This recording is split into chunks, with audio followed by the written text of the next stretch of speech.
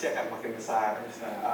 Saya sih sebenarnya yang saya sangat suka cuman masalah lotnya dikecilin ya, karena itu akan berdampak terutama investor kalangan muda yang sekarang digiat-giatkan oleh banyak pelaku pasar modal BEJ, kita dari aset manajemen dan lain, supaya misalkan anak-anak SMA, mahasiswa yang baru kerja itu bisa berinvestasi sama modal dengan uang kecil kan, harusnya bisa ya. Jadi ini yang paling kita tunggu-tunggu.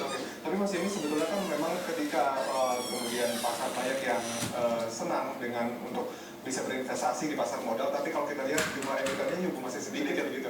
Masih 483 emiten itu per 17 Desember. Ya, setuju sekali. Memang sedikit sekali.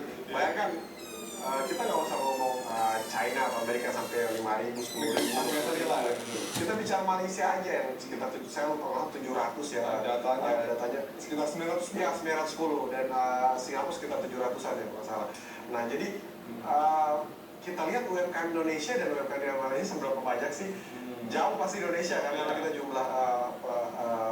jumlah daripada penduduk juga jauh lebih besar. Tapi ini untuk masuk. Saya pikir masa edukasi untuk bayar lagi ya, karena banyak berpikir bahwa jual saham di pasar modal itu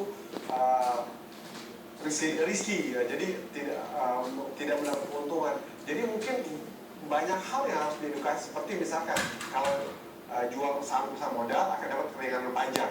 Kan kita tahu dari pajak badan bisa turun sampai cuma 25%, dari rata-rata cuma sekitar 30%. Soalnya ini bisa dikampanyekan, dan memang juga ini harus selaras juga dengan pengenaan pajak ya, karena kita tahu orang banyak juga yang kayak kita belum bayar pajak full, jadi pikir buat apa saya bayar pajak saja nggak nyampe 20%, ngapain saya, buat apa ada keringanan pajak? Iya, jadi mungkin pengetatan pajak juga harus benar-benar berjalan dengan baik, dan juga yang paling penting edukasi, terutama banyak investor mungkin dari segi syariah yang berpikir bahwa ini adalah judi ya, yang namanya saham, udah namanya saham itu pasti judi.